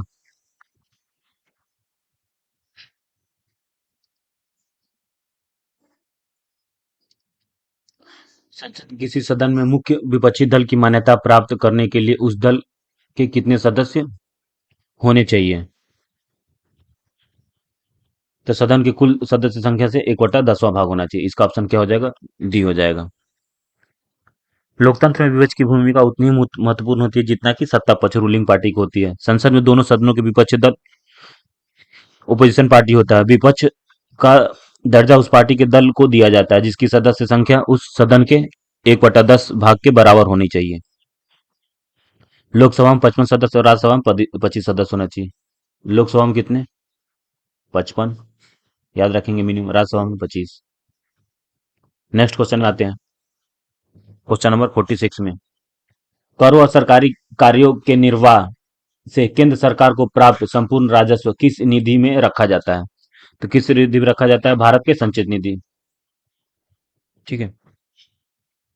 Consolidated fund of India. निम्नलिखित में से कौन सा कथन सही है? हमें सही का पहचान करना है। तो धन विधेयक केवल लोकसभा में प्रस्तावित किया जाता है, जिसका डी ऑप्शन सही हो जाएगा। ठीक है, बाकी हम आपको दे एक्सप्रेशन पढ़ लीजिएगा समय बचाते हुए। इसका आर्टिकल कौन सा है?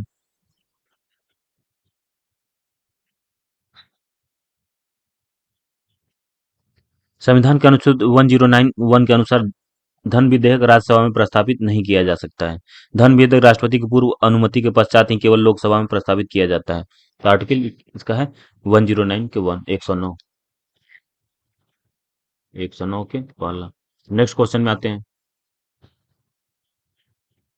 प्रोटम स्पीकर सामान्यतः किसे नियुक्त किया जाता है? ये भी घटना चक्र का क्वेश्चन है। यूपीपीसीएस में 2-3 बार ये क्वेश्चन आ चुका है। तो नवनिर्वाचित लोकसभा में वरिष्ठतम सदस्यों में से किसी एक को। सी ऑप्शन हो जाएगा। राज्यपाल के संदर्भ में निम्न में से कौन सा कथन सही नहीं है? तो कौन सा सही नहीं है?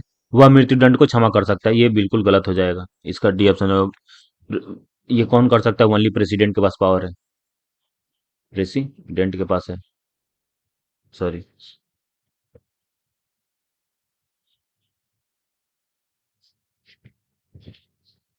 और राज्यपाल का लिए आर्टिकल कौन सा है? 161। ठीक है।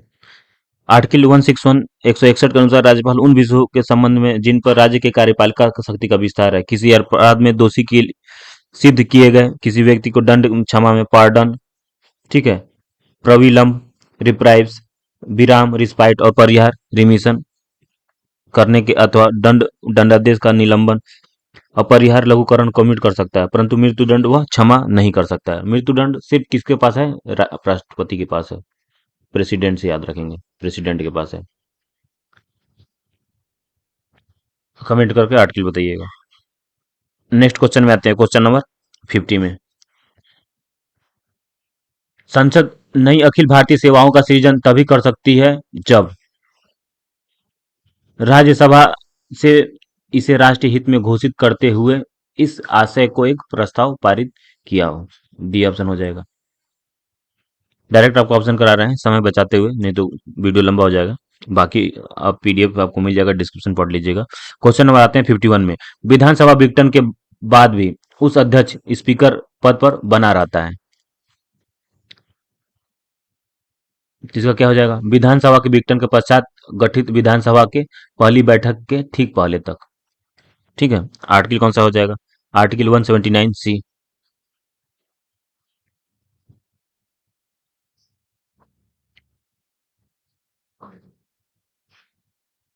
ठीक है। अनुच्छेद 179 सी के अनुसार विधानसभा के विघटन के पश्चात होने वाले विधानसभा के प्रथम अधिवेशन के ठीक पहले तक स्पीकर अध्यक्ष अपने पद पर रिक्त नहीं करेगा। नेक्स्ट क्वेश्चन में आते हैं 52 नंबर में। निम्नलिखित में किसने भारत में स्थानीय सरकारों के लिए ओम्बड्समैन की स्थापना की सिफारिश की? ये किसने किया था ये? तो द्वितीय प्रशासनिक सुधार ने। ओम्बुड्समैन क्या है? ये स्वीडन शब्द है एक। लोकपाल कौन सा शब्द है ये? Sweden, Sweden. ठीक है। और कब ये आया था? 1809 में।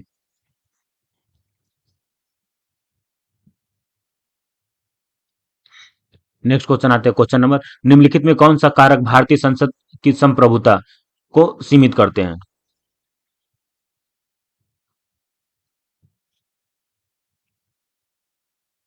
तो देखते हैं पहले क्या है इसमें। सरकार की संघीय प्रणाली ये करता है, बिल्कुल सही है। स्थानीय निकायों में संवैधानिकता ये नहीं करेगा।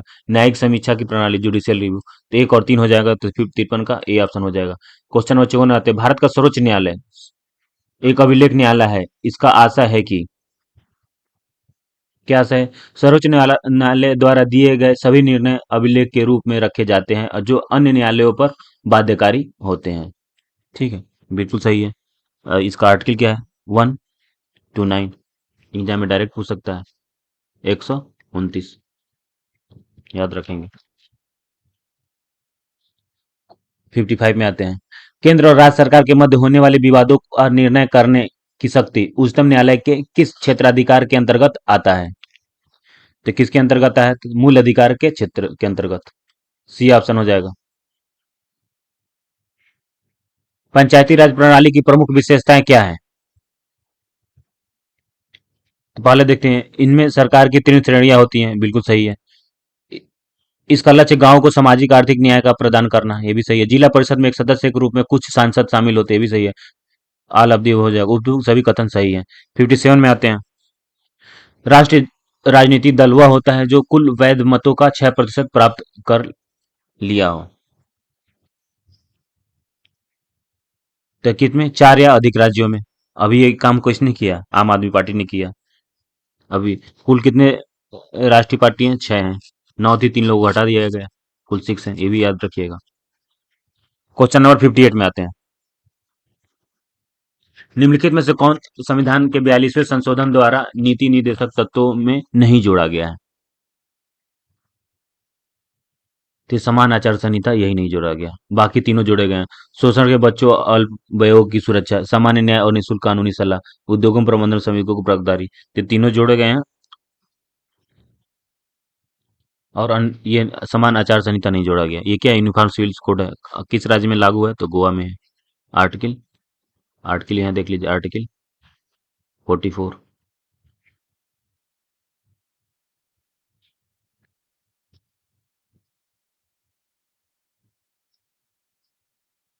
ठीक है।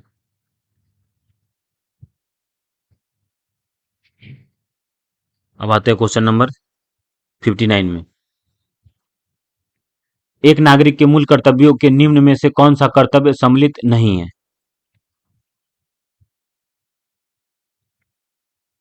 अस्पृश्यता को मिटाने की ओर प्रयास करें, सिर्फ यही नहीं होगा। 59 का क्या होगा? सी हो जाएगा। जो एक नागरिक के मूल कर्तव्यों में से कौन सा कर्तव्य होगा वो देख लेते हैं, प्राकृतिक पर्यावरण की रक्षा और संवर्धन करना, स्वतंत्रता के लिए हमारे राष्ट्रीय आंदोलन को प्रेरित करने वाले उच्च आदर्शों को संजोए रखना, उनका पालन करना, वैज्ञानिक दृष्टिकोण, मानववाद और ज्ञान अर्जन का सुधार की भावना का विकास करना। तो तीनों ऑप्शन सही हो जाएंगे। और ये गलत, अपरिष्टता को मिटाने का प्रयास करना, ये गलत है, तो इसमें पूछा है नहीं, तो सी ऑप्शन सही हो जाएगा। 60 में आते हैं, राष्ट्रपति के निर्वाचन में राज्य का मुख्यमंत्री मतदान करने के लिए पात्र नहीं होता है यदि वह राज्य विधानमंडल में उस सदन का सदस्य हो। ये सी ऑप्शन सही हो जाएगा। ठीक है। आर्टिकल 54 मतलब 54 के अनुसार राष्ट्रपति का चुनाव में राज्य विधानमंडल के उच्च सदन अर्थात विधान परिषद के सदस्य मतदान नहीं कर सकते हैं। यदि मुख्यमंत्री इस सदन का सदस्य है, वह तो वह राष्ट्रपति के चुनाव में मतदान करने के लिए पात्र नहीं होता है। ठीक है। तो आर्टिकल 54 याद रखेंगे। राष्ट्रपति से दो इंपॉर्टेंट, एक आर्टिकल 4 इम्पीचमेंट के लिए आर्टिकल 61, ये याद रख लीजिएगा। नेक्स्ट क्वेश्चन में आते हैं, क्वेश्चन नंबर 61 में, निम्नलिखित में से कौन भारत में वाणिज्यिक बैंक की संपत्ति में शामिल नहीं है? तो अग्रिम है, जमा ये नहीं है, निवेश भी है, मांग और अल्प सूचना का प्रतिदेय राशि ये भी है। तो हमें इसमें ऑप्शन क्या हो जाएगा, 61 का बी, जमा नहीं होगा। 62 में आते हैं, हाल ही में चर्चा में रहा मिशन रफ्तार निम्नलिखित में से किससे संबंधित है? तो किससे संबंधित है? मालगाड़ियों की औसत गति को दोगुना करने तथा सुपरफास्ट मेल एक्सप्रेस ट्रेनों की औसत गति को 25 किलोमीटर प्रति घंटे बढ़ाने का लक्ष्य को प्राप्त करने के लिए रेल मंत्रालय की एक पहल है। सी ऑप्शन हो जाएगा, ये न्यूज में भी रहा। क्वेश्चन नंबर 63 में आते हैं, आकांक्षी जिला कार्यक्रम के संबंध में निम्नलिखित कथनों पर विचार कीजिए। इसे नीति आयोग 2018 में लॉन्च किया था। दूसरा, आकांक्षी जिले कार्यक्रम 7 प्रमुख मापदंडों को आधार पर जिलों के प्रदर्शन मूल्यांकन करता है। तो इसका आंसर क्या हो जाएगा, केवल दो, बी ऑप्शन सही हो जाएगा।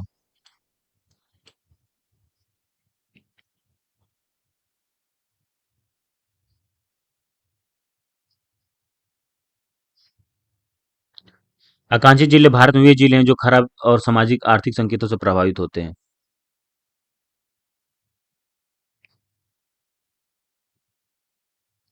इसे 2018 में नीति आयोग द्वारा लॉन्च किया गया था, प्रत्येक जिले में के सामर्थ्य को ध्यान केंद्रित करके तत्काल सुधार के लिए आवश्यक कमियों की पहचान कर और मासिक आधार पर जिलों की रैंकिंग प्रगति को मापता है। अच्छा, अभी याद रखेंगे, आकांक्षित जिलों के रूप में कुल कितने जिले हैं, 117 जिलों की पहचान की गई है। ठीक है, कितने जिले हैं? तो ये आंसर में गलत दे रखा है ऑलरेडी, ये 2018 में लॉन्च किए गए थे, ये भी बात स्टेटमेंट बिल्कुल सही है। और कुल जिले कितने हैं, तो 117 याद रखेंगे। ठीक है, तो ये भी स्टेटमेंट सही है, तो इसका आंसर हो जाएगा सी ऑप्शन हो जाएगा। नेक्स्ट क्वेश्चन में आते हैं, तो 63 का आप आंसर करेक्ट कर लीजिएगा, सी होगा, 2018 में किया गया है, तो सी ऑप्शन हो जाएगा। नेक्स्ट क्वेश्चन में आते हैं, स्पार्क योजना के संबंध में निम्नलिखित कथनों पर विचार कीजिए। 64, तो देखिए, यह एकेडमिक रिसर्च केन स्कीम के लिए स्टूडेंटशिप प्रोग्राम है, तो ये भी गलत है। यह युवा स्नातकोत्तर छात्रों के लिए शुरू की गई फेलोशिप योजना है, ये भी गलत है। तो सही पहचान करना, दोनों गलत हो गया, तो ना तो एक ना तो दो, ये क्या हो जाएगा, इसका डी ऑप्शन हो जाएगा 64 का।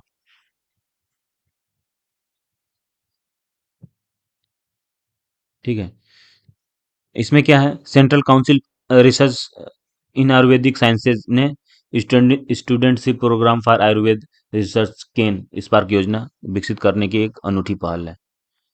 ठीक है, दूसरा क्या है, यह भारत में आयुर्वेद कॉलेजों के नामांकित युवा स्नातक छात्रों के लिए शुरू की गई एक फेलोशिप योजना है। तो दोनों कथन गलत हो जाएंगे। नेक्स्ट आते हैं 65 नंबर में, आईएमएफ सितंबर 2022 में नवीनतम आंकड़ों के अनुसार कौन सा देश दुनिया में पांचवी सबसे बड़ी अर्थव्यवस्था बन गया? तो कौन बन गया, भारत बन गया, डी ऑप्शन सही हो जाएगा। ठीक है, किसको ओवरटेक किया है, तो यूके के, यूनाइटेड किंगडम।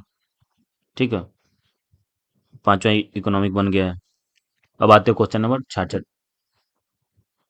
इंदिरा गांधी शहरी रोजगार गारंटी योजना किस राज्य या केंद्र शासित प्रदेश की एक पहल है?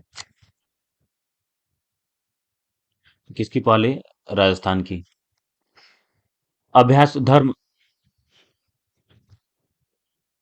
गार्डियन भारत और निम्नलिखित में से किस देश के बीच एक वार्षिक संयुक्त सैन्य अभ्यास है?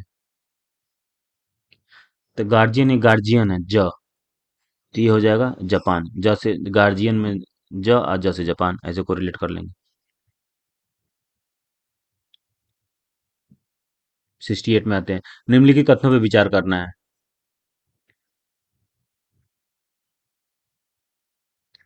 पहला कथन देखते हैं, गुजरात भारत का पहला स्वच्छ सुजल प्रदेश बन गया।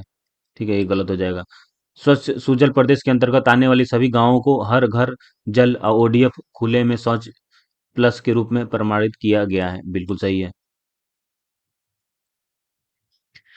स्वच्छ सुजल प्रदेश प्रमाणन जल शक्ति मंत्रालय द्वारा दिया जाता है। तो दो और तीन सही हो जाएंगे, तो दो और तीन बी ऑप्शन है केवल, इसके बी सही हो जाएंगे। पहला गलत क्यों गया? ये गुजरात का पहला स्वच्छ सुजल प्रदेश बन गया। गुजरात का कौन बनाया? केंद्रीय जल शक्ति मंत्री गजेंद्र सिंह शेखावत ने अंडमान और निकोबार द्वीप समूह को भारत का पहला स्वच्छ सुजल प्रदेश घोषित किया है। तो किसको किया, आप याद रखेंगे, Andaman and Nicobar.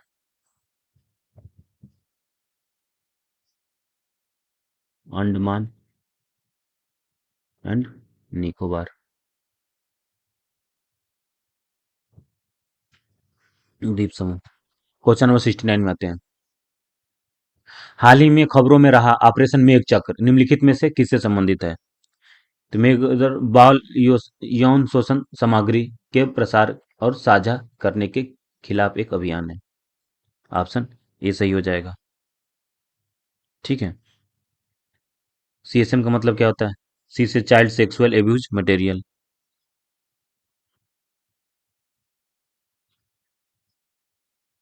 Question number 70 में आते हैं। हाल ही में नोबेल पुरस्कार 2022 किसे सम्मानित किया गया था? तो साहित्य में है, लेखक के दरवाजे पे नाक करना ठीक नहीं है, तो एनी एनाक्स एज ही ट्रिक है, एनी एनाक्स हो जाएगा, बी ऑप्शन सही हो जाएगा। अखिल भारतीय त्रैमासिक स्थापना आधारित रोजगार सर्वेक्षण निम्नलिखित में से किस संगठन या विभाग द्वारा जारी किया जाता है? तो किसके द्वारा जारी किया जाता है? श्रम ब्यूरो द्वारा, सी ऑप्शन सही हो जाएगा। 72 क्या है?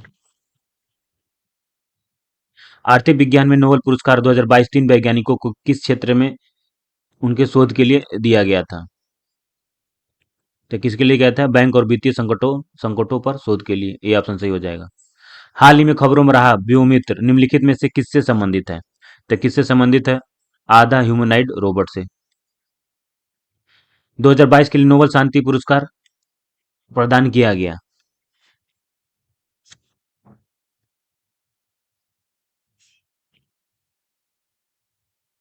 तो इसमें देखते हैं, यूक्रेन में रूस का युद्ध, अभिव्यक्ति की स्वतंत्रता की रक्षा करना, भूख से निपटने के प्रयास, परमाणु हथियारों को खत्म करना, तो इसका ए ऑप्शन सही हो जाएगा। ठीक है। शांति पुरस्कार तीन लोगों ने मिला। एलिसा रूम पर क्यों बैठी है? तो एलिसा हो गया। ठीक है। रूम पे रसिया हो जाएगा। अब बैठी से यूक्रेन याद कर लेंगे। रसिया में रसिया और यूक्रेन में लिबर्टी।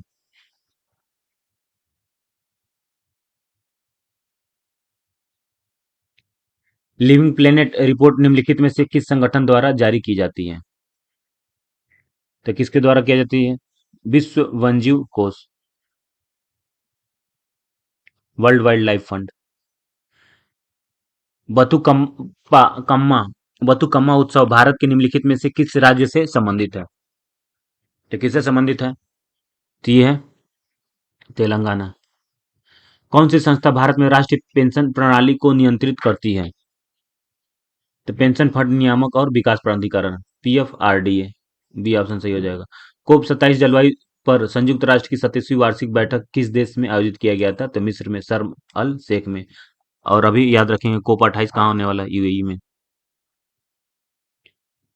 कोप 28 याद रखेंगे, यूएई में। कोप 26 तो पूछेगा नहीं, लेकिन कोप 26 कहाँ है? ग्लास ग्लोब में। तो 26, 27, 28 तीनों याद हो गया आपको। 79 में आते हैं। मिनिकॉय थुंडी बीच और कदमत बीच हाल ही में ब्लू फ्लैग प्रमाणन प्राप्त हुआ है। दोनों समुद्र तट के किस भारतीय राज्य या केंद्र शासित प्रदेश में स्थित हैं? तो ये हैं लक्षद्वीप में। ठीक है। और भारत में ब्लू फ्लैग प्रमाणन के तहत प्रमाणित समुद्र तटों की संख्या कितनी कर दी गई है? तो 12 कर दी गई है, ये भी याद रखेंगे। भारत में राष्ट्रीय एकता दिवस किस जयंती किसकी जयंती के उपलक्ष्य में मनाया जाता है? तो ये है सरदार वल्लभ भाई पटेल। वल्लभ भाई पटेल ने आईएएस आईपीएस को क्या बोले थे? Steel frame of India. जितने सिविल सर्वेंट है क्या है? It is a steel frame of India. अब मैथ वाले सीरीज में आते हैं।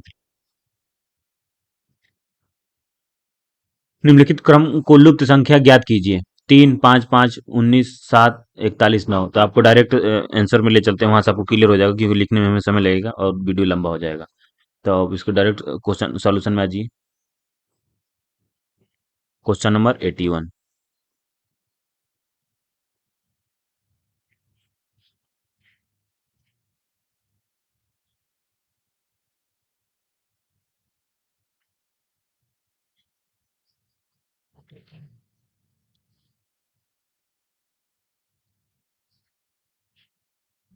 अब यहाँ देखिए, क्वेश्चन में दिया क्या है, 3, 3, 5, 9, 19, 7, 41, 9। तो 3 में दो दो दिए, 5 हो गया। फिर 5 में दो जोड़े 7 हो गया, 7 में दो जोड़े 9 हो गया। तो ये अल्टरनेट हमें दो दो जोड़ना है। ठीक है। अब इसमें क्या है, 5 कैसे आया? 3 में 2 का मल्टीप्लाई कर दिए, 3 दूनी 5, एक घटा दिए तो 5 आ गया। फिर 6 में से एक घटाए तो फिर 5 आ गया। फिर 19 है, 19 कैसे आया है? तो 5 में 4 का गुणा किए थे, इसमें पहले 2 की किया, अब करेंगे 4 का। तो 5 को 20 से घटा दिए तो 19 आ गया। फिर 41 कैसे आया? तो 3, 5, 7 ये सीरीज चल रहा है, 7 में यहाँ पे 2, 4, 6 का चल रहा था, 7 छक्के 42 में से एक घटा दिए तो 41 आ गया। अब सेम पैटर्न है यहाँ पे, इसमें